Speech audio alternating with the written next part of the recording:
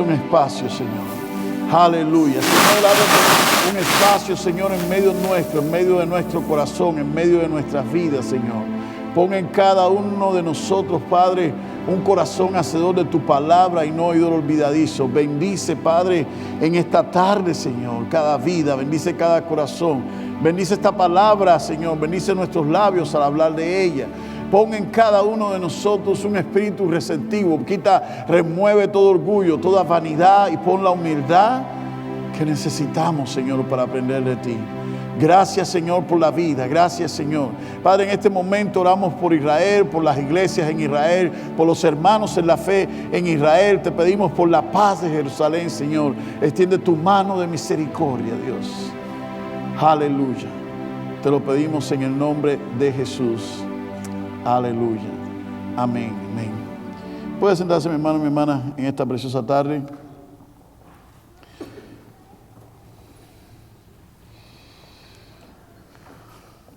Gusto verles después de una semana más.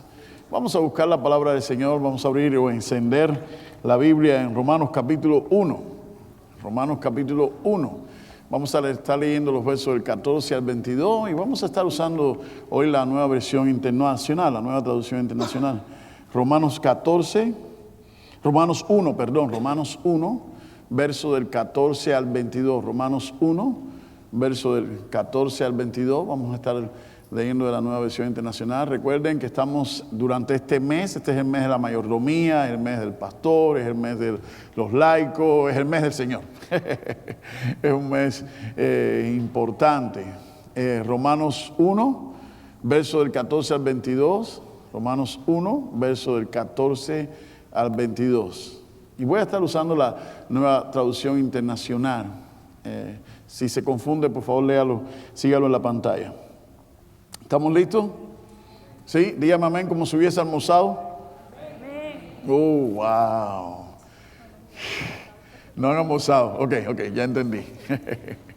Ok, bueno, vamos a leer la palabra del Señor. Romanos 1, del 14 al 22. Dice Pablo: estoy en deuda con todos, sean cultos o incultos, instruidos o ignorantes. De allí mi gran anhelo de predicarles el evangelio también a ustedes que están en Roma. A la verdad no me avergüenzo del evangelio, pues es poder de Dios para la salvación de todos los que creen, de los judíos primeramente, pero también de los gentiles. De hecho, en el evangelio se revela la justicia que proviene de Dios, la cual es por fe del principio a fin, tal como está escrito: el justo vivirá por la fe. Ciertamente la ira de Dios viene revelándose desde el cielo contra toda impiedad e injusticia de los seres humanos, que con su maldad obstruyen la verdad de Dios. Me explico. Lo que se puede conocer acerca de Dios es evidente para ellos, pues Él mismo se lo ha revelado. Porque desde la creación del mundo, las cualidades invisibles de Dios, es decir, su eterno poder y su naturaleza divina, se perciben claramente a través de lo que Él creó, de modo que nadie tiene excusa. En esta tarde quiero compartir el tema bajo el tema la única revelación necesaria. La única revelación necesaria. La semana pasada, cuando comenzamos este tema acerca de la mayordomía, lo primero que recordamos, yo sé que es recordar porque ustedes todos lo sabemos, que Dios es el creador de todo. ¿Cuántos lo saben? Todos están seguros, ¿verdad? Dios es el creador de toda la naturaleza. La palabra del Señor nos enseña eso. Salmo 24 nos habla, dice, de Jehová es la tierra y su plenitud, el mundo y los que en él habitan, porque él la fundó sobre los mares y la firmó sobre los ríos. Todo es creación de Dios. Ahora, nosotros somos los mayordomos. Un mayordomo es un administrador. Ahora, quiero hacer una salvedad, quiero hacer un paréntesis, porque muchas personas se preguntan, sobre todo aquellos que no quieren conocer o que no quieren reconocer la soberanía de Dios, muchas personas se preguntan, y aún hay cristianos que no saben contestar esta respuesta. Y quiero compartir algo que aprendí el otro día muy interesante. Muchas personas se preguntan, si Dios es el dueño de todo, si Dios es el creador de todo, si todo es de Dios, ¿por qué el mundo es tan malo? ¿Por qué hay tanto desastre en este mundo?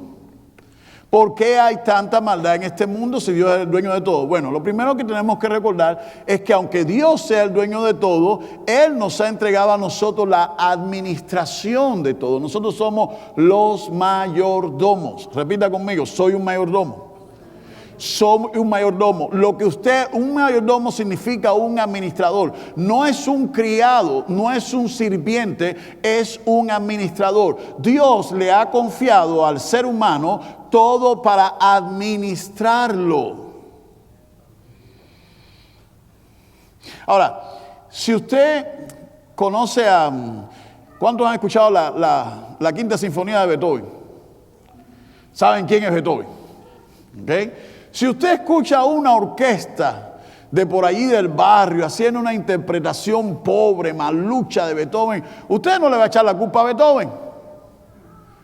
¿O sí? La culpa es de la banda. O si a usted le gusta una canción que usted enamoró a su esposa con ella, esas canciones, esos boleros de Armando Manzanero y todos esos dramas del El príncipe de la canción, que te fuiste, que me quedé, que lloramos y todo ese drama. Pero es que no todos los intérpretes son el príncipe de la canción.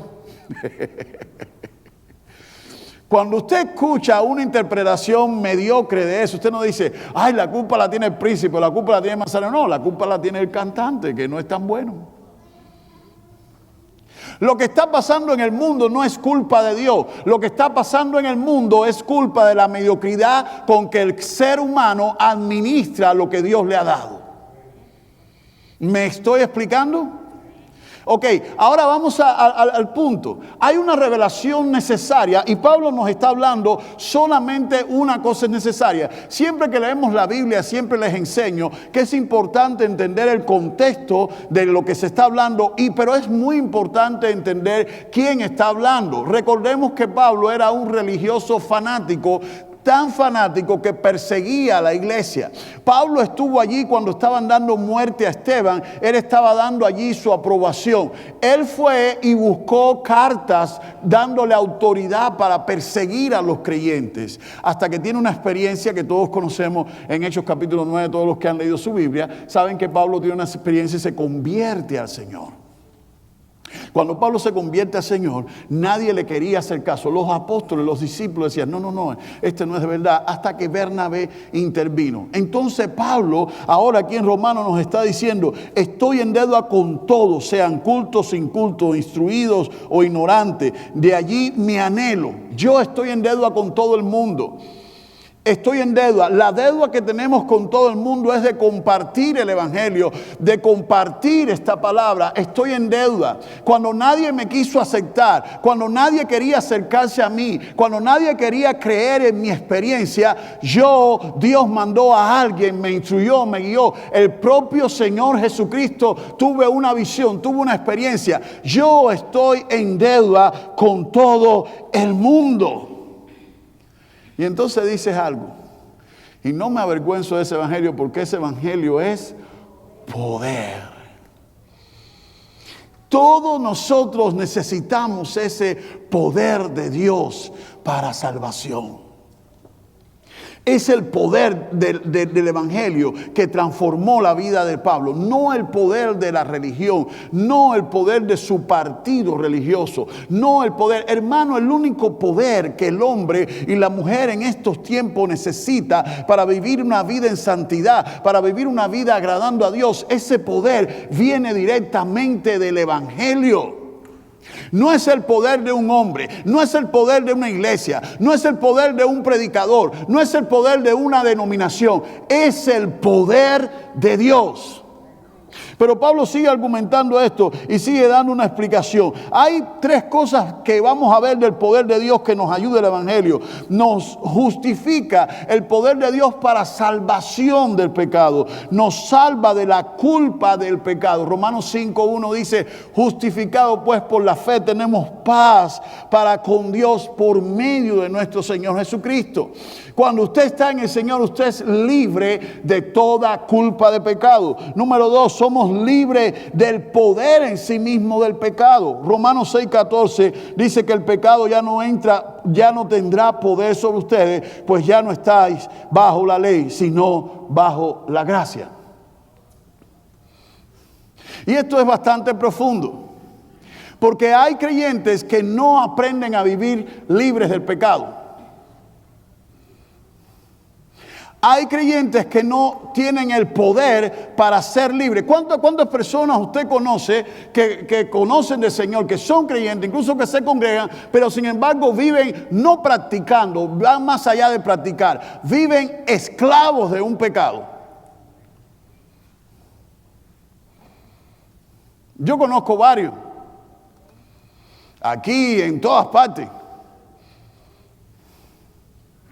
Y uno se pregunta, bueno, ¿cómo es posible esto? ¿Cómo es posible que Pablo diga que el evangelio es poder de Dios para salvación y todavía haya creyentes que vivan esclavos del pecado? El detalle es que como mayordomo, nosotros tenemos que entender que nosotros no somos los dueños, somos los administradores. Y cuando uno no tiene el poder o la capacidad de resolver algo, uno va con el jefe. Uno reconoce que no tiene el poder. Pero Pablo nos está diciendo y nos está revelando en Romanos 6:14, el pecado ya no tendrá poder sobre ustedes, pues ya no estáis bajo la ley. Ahora, si no, ¿bajo qué ley usted vive? El poder de Dios se va a manifestar de acuerdo a la autoridad o a la libertad que nosotros le demos a Dios en nuestra vida. Me explico. Usted no puede ser un creyente que quiera disfrutar de las bendiciones de Dios sin darle el control de su vida a su Dios. Hay personas que quieren disfrutar de los beneficios, pero no quieren compromiso.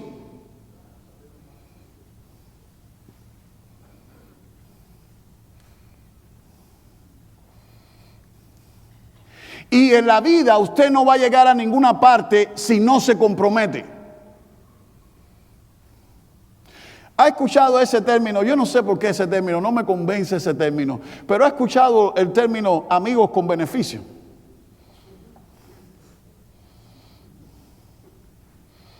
¿Sí o no? Hay que enseñarle a los jóvenes que eso no es así. Hay que enseñarle a las mujeres que eso no es así. Hay que enseñarle a los hombres que eso no es así. Y más o menos yo entiendo lo que quiere decir ese término.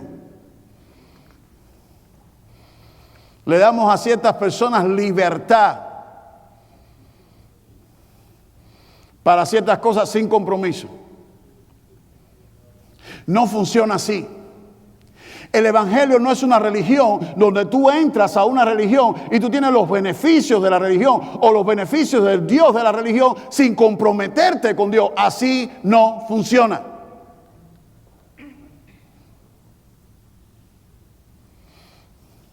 Aunque hay algunos creyentes que quieran vivir así, así no funciona. Pablo está diciendo, el evangelio es poder de Dios. Cuando Pablo tiene su experiencia, cuando Pablo se convierte al Señor, lo primero que hace es buscar a los discípulos, a los que estaban antes. Lo primero es que pasa por un proceso, empieza a congregarse con los cristianos, empieza a compartir con creyentes, empieza a crecer, empieza a dejarse guiar por otros creyentes que tenían más experiencia que él y llegó a este punto, llegó hasta este momento. No se puede ser un creyente fiel a Dios, disfrutando de las bendiciones y del poder de Dios, desconectado de la vida que viene de Dios.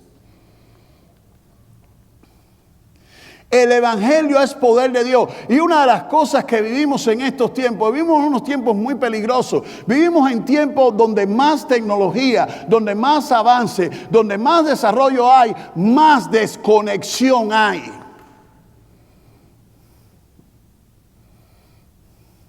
Y sin conexión no hay unción. Sin conexión no podemos ver poder. No podemos conectarnos con Dios un día a la semana, una hora en el día. La conexión con Dios tiene que ser constante. Para que esa conexión sea constante, necesitamos compromiso. Porque sin compromiso no hay consistencia. Pablo nos sigue diciendo, el pecado ya no tendrá poder sobre vosotros y tenemos salvación del poder del pecado. Ahora Pablo nos sigue diciendo, de hecho, en el Evangelio se revela la justicia que proviene de Dios, la cual es por la fe de principio a fin, tal como está escrito, el justo vivirá por la fe. El justo vivirá por la fe. La única manera en que usted y yo podemos tener acceso a la justicia y ser justificados delante de Dios es por fe. Necesitamos creerle a Dios. Ahora quiero que se vaya a su Biblia, Romanos capítulo 4. Romanos capítulo 4, abra su Biblia y quiero que lea conmigo este pasaje, muy interesante. Este pasaje nos deja varias revelaciones. Romanos capítulo 4. Verso del 19 al 21. Y mire qué interesante, qué importante lo que la palabra nos revela. Dice Pablo hablando de Abraham. Además su fe no flaqueó. La fe de Abraham no flaqueó. Recuerden que Dios le dice a Abraham, sal de tu tierra y de tu parentela. A cierta edad Dios le dijo que iba a tener una familia. A cierta edad Dios le dijo que su esposa iba a quedar embarazada. No eran unos niños, ya habían pasado la edad de reproducción. Pero fíjense lo que dice, su fe no flaqueó al considerar su cuerpo que estaba ya como muerto, pues ya tenía casi 100 años o la esterilidad de la matriz de Sara.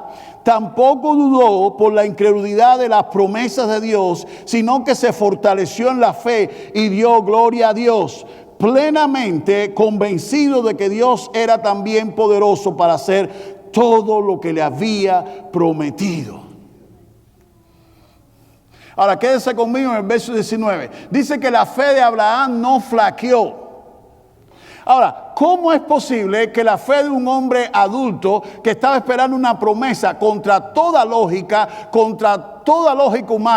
humana, biológica, contra todo pronóstico, cómo es posible que mantuviese su fe? No solamente que mantuviese su fe, ¿cómo es posible que su fe no se debilitara?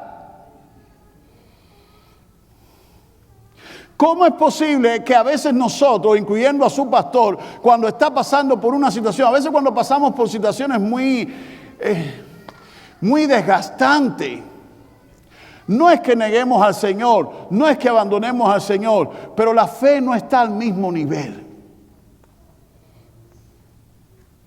¿Cuántos aquí se atreven a reconocer que el nivel de su fe varía de acuerdo a sus circunstancias? Gracias. Sí, porque hay gente, no, yo siempre tengo la misma fe. Really? Yo he visto gente en el evangelio que cuando alguien se le acerca, ay, ore por mí que tengo esto. No, no te preocupes, lo que necesitas fe. En el nombre de Jesús y todo. Hasta que les toca a ellos.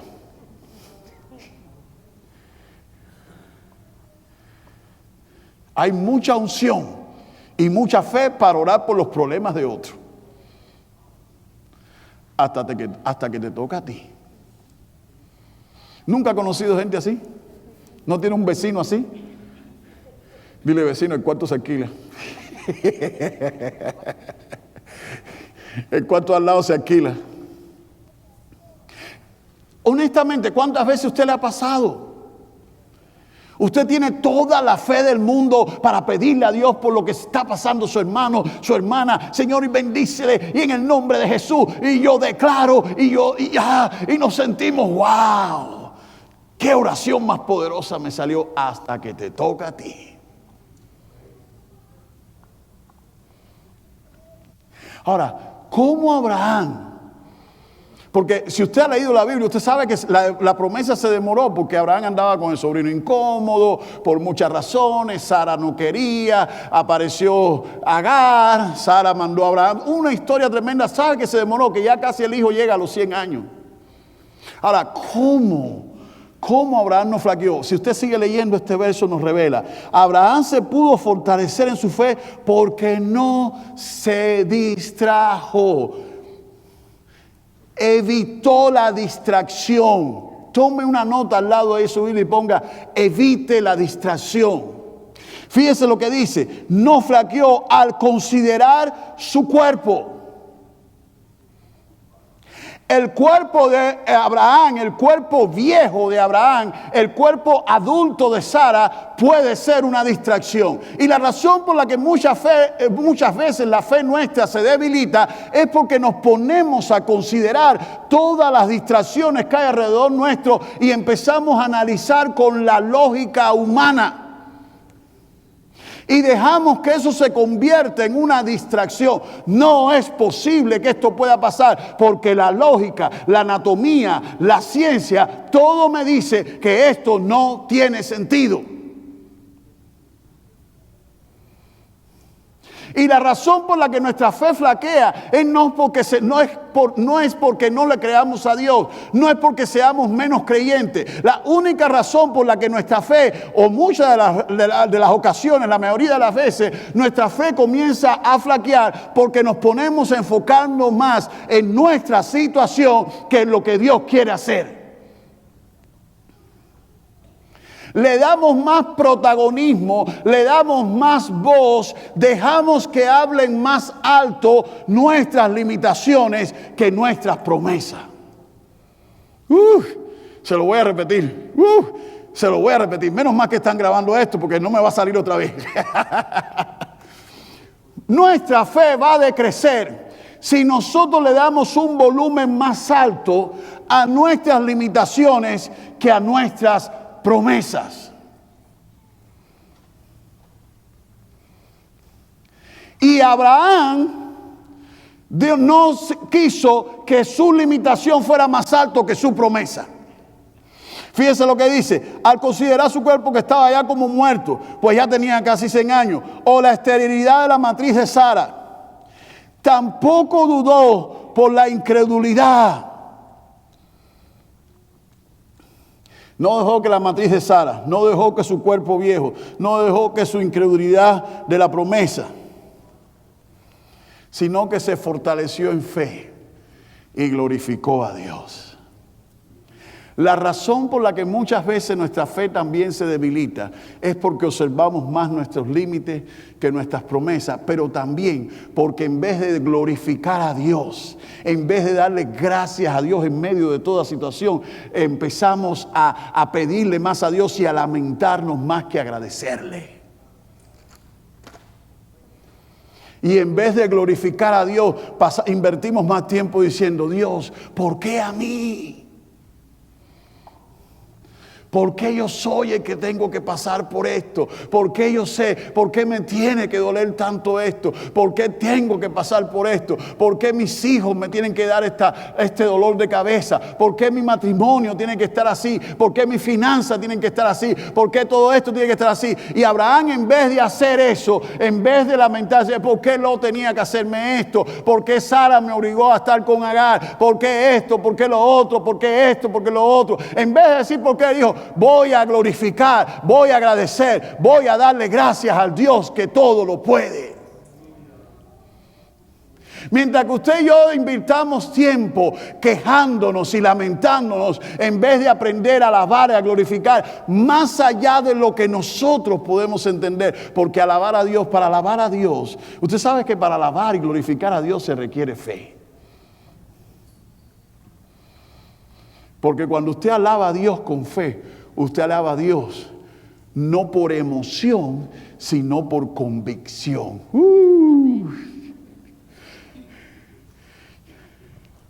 Se la voy a tirar otra vez. Ustedes están dormidos hoy, ayúdenme a predicar. Ay, esta gente, ay, estoy fino hoy. Están ustedes ahí mirándome ahí nada más. Cuando nosotros aprendemos a alabar a Dios por fe, aprendemos a alabar por convicción.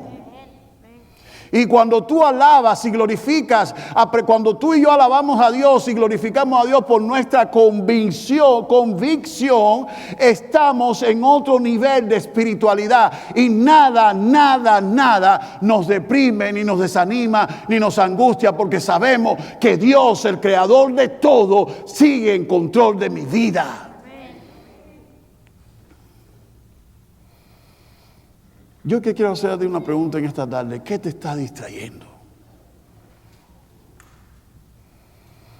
¿Qué es lo que te tiene distraído de la promesa?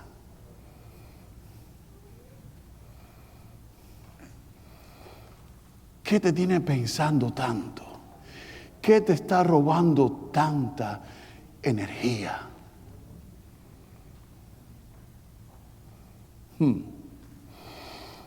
La fe, la justicia de Dios. Ahora Pablo termina dándonos otra lección magistral.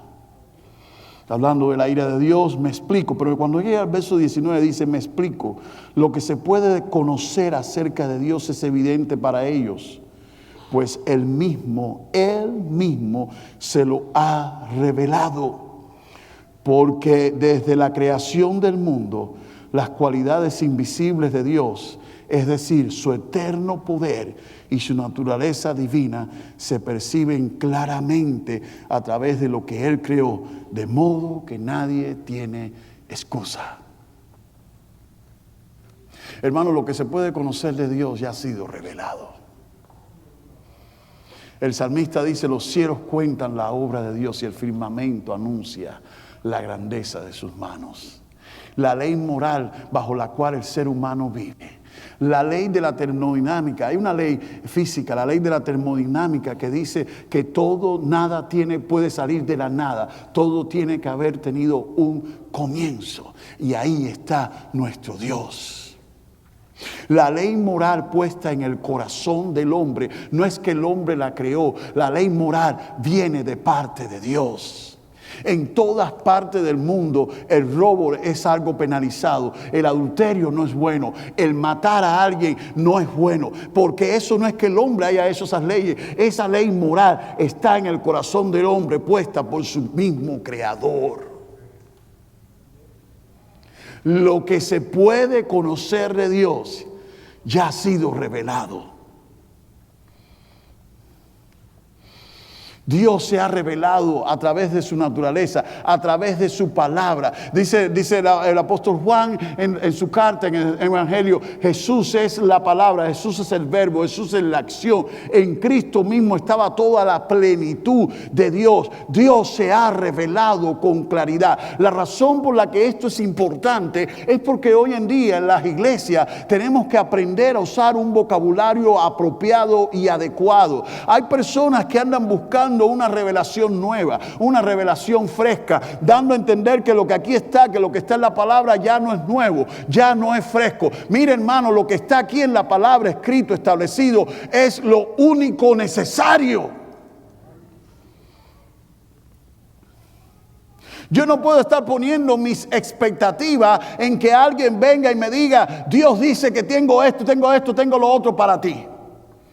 Nuestras expectativas no están en lo que dicen los hombres. Nuestras expectativas están reveladas en el plan de Dios. Y dice mi Biblia, no sé la que usted lee, pero mi Biblia dice en Santiago que no nos equivoquemos. Todo don perfecto y toda obra buena viene de lo alto, del Padre de las luces, en el cual no hay sombra alguna y no hay mudanza de variación. Dios tiene todo lo bueno listo para nosotros. El detalle es, ¿qué clase de mayordomo yo soy?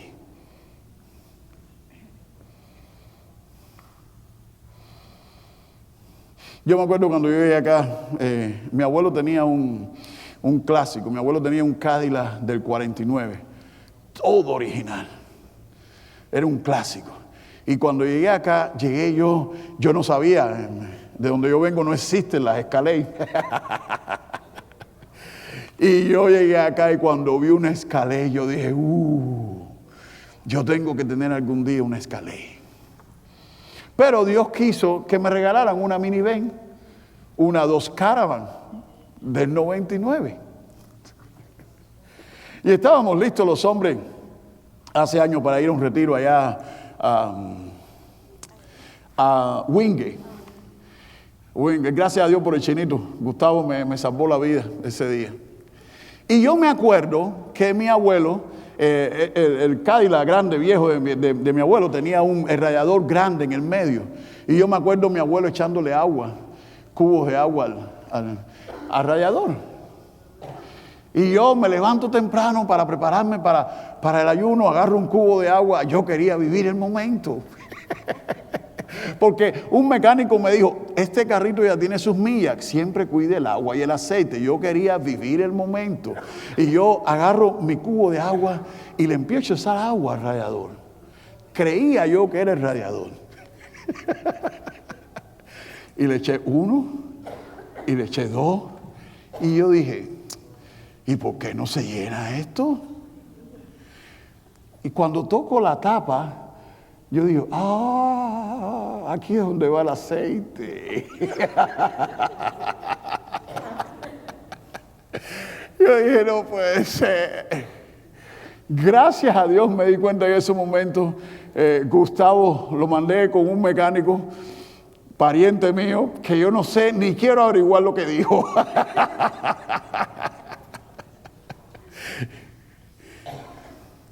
Y aprendí una lección. Dios no nos da en la vida lo que a nosotros se nos antoje. Dios nos da en la vida lo que nosotros somos capaces de administrar. Y a veces nosotros no vemos las bendiciones que tenemos porque estamos encaprichados en otras cosas. Y yo en aquel momento dije, gracias a Dios que no fue una Escalade.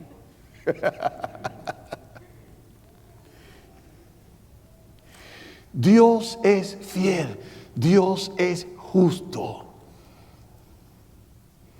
Y si hay algo que no está funcionando en tu vida, no dejes que eso te distraiga de lo bueno, de lo justo y de la gracia de Dios para ti.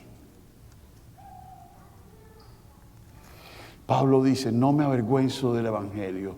El Evangelio es poder de Dios. Hay un poder de Dios listo para bendecirte. Otra de las cosas que debemos aprender, la fe es lo que necesitamos para estar bien y justificados delante de Dios. Aprende la lección de Abraham. No consideres ni tu cuerpo ni tu edad. No le permitas a nadie que te digas que eres demasiado viejo o demasiado joven o demasiado gastado. O no le recuerdes a nadie tus limitaciones. No se lo permita, porque tu vida no está en las manos de la gente que te quiere limitar. Tu vida está en las manos de tu Dios. Y no busques más revelación de la que necesitas. La palabra de Dios es la revelación necesaria. Pablo dice con claridad, lo que se puede conocer de Dios ya fue revelado. Es que yo no sé, lee más tu Biblia. Lo que se puede conocer de Dios ya fue revelado. Hay un pasaje muy interesante en Éxodo 33. Hay un pasaje ahí muy interesante. Cuando el pueblo se rebela contra Dios, dice la Biblia que Moisés se enojó y Dios quería destruir al pueblo. Moisés intercede por el pueblo, pero Moisés le dice, Señor, si tu presencia no va conmigo, no nos saque de aquí. Mi presencia va a ir contigo, Moisés, y te daré descanso. Y Moisés le dice, si tu presencia no va conmigo, no me saques. Pero ahí no se queda ese pasaje. Dios le dice, mi presencia va a ir contigo, Moisés. Pero Moisés estaba tan estresado, tan cansado. La gente que había sacado de Egipto ya la había traicionado. Su ayudante ya había construido el ídolo. Ya estaba Moisés estresado. Le dice, Señor, pero está bien. Por favor, muéstrame tu gloria. Necesito ver tu gloria. Y ese pasaje está muy interesante. Porque dice la Biblia que Dios le dijo a Moisés, Moisés, nadie me ha visto, no hay hombre que me pueda ver y seguir viviendo. Pero sabe, vamos a hacer algo. te voy a esconder escóndete en la roca. Y cuando yo pase, tú vas a ver mis espaldas. Siga conmigo estos segundos porque esto es muy importante. Dios le dijo a Moisés que se escondiera detrás de una roca y cuando él pasara iba a ver sus espaldas. Mi Biblia dice que Cristo es la roca. Cristo es la roca donde nosotros reafirmamos nuestra fe. Y cuando tú estés cansado y estés agotado y mucha gente te hayan traicionado y mucha gente te hayan quedado mal, yo te digo en esta tarde, aprende esa lección de Moisés, escóndete en tu roca que es Jesucristo. La única manera que tú vas a poder ver la gloria, el poder, la soberanía, la divinidad de tu Dios, es si tú estás escondido y conectado con la roca inconmovible de los siglos que se llama Jesucristo. Escóndete. No te escondas detrás de tus problemas. No te escondas detrás de tus lamentos. No te escondas detrás de tus dolencias. Escóndete en Cristo. La única revelación necesaria ya la tenemos. Ya Dios se reveló y se mostró en la persona de Jesucristo. Recuerda que en el Evangelio hay poder de Dios.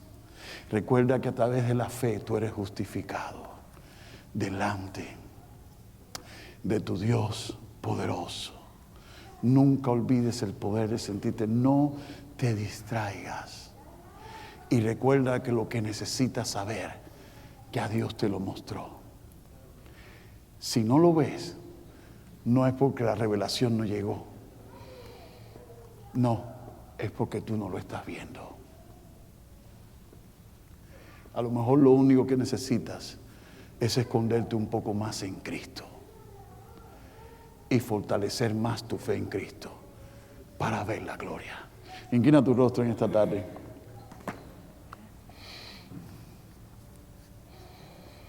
Inclina tu rostro en esta tarde. Primera de Corintios 14, Pablo dice: cantaré con el espíritu, pero también con un entendimiento. Yo quiero que tú le digas al Señor: te voy a hacer un espacio en mi vida. Te voy a hacer un espacio en mi corazón. Yo quiero en esta tarde que tú remuevas todo lo que te esté distrayendo. Remueve todo lo que te esté distrayendo. Recuerda lo que hizo Abraham. No miró su cuerpo, que ya estaba gastado y viejo, ni el de su mujer. No. Fortalece tu fe. Deja de mirar, deja de observar tus limitaciones y empieza a mirar más las promesas de tu Dios. Empieza a aumentar tu fe. ¿Cómo lo hago, pastor? Alaba a Dios. Dale gloria a Dios con fe. Cuando tú le das gloria a Dios con fe, en medio de tus limitaciones, lo haces por convicción y no por emoción. Aleluya, aleluya. Hay alguien aquí en esta tarde que necesita esto. Hay alguien aquí esta tarde que necesita remover las distracciones. Pídale a Dios: Señor, dame fuerza para quitar las distracciones que me están impidiendo ver tu promesa. Aleluya. Si hay alguien aquí que necesite remover toda distracción, póngase de pie allí donde está. Es una lucha, no es fácil. Es un camino largo. No es una competencia, no es una carrera de velocidad. Es una carrera de resistencia. Y cuando tú pienses, desafortunadamente, cuando creemos que superamos una cosa, aparece otra. Desafortunadamente, a veces todo llega a la vez, de golpe, cuando ni siquiera esperamos, cuando no estamos preparados. Pero te quiero decir algo: Dios sí está preparado. Aleluya, aleluya, aleluya. Ore conmigo: Señor, ayúdame a remover las distracciones de mi corazón. Aleluya, aleluya. Haz lo que quieras conmigo, Dios. Remueve, remueve, remueve. Espacio te haré.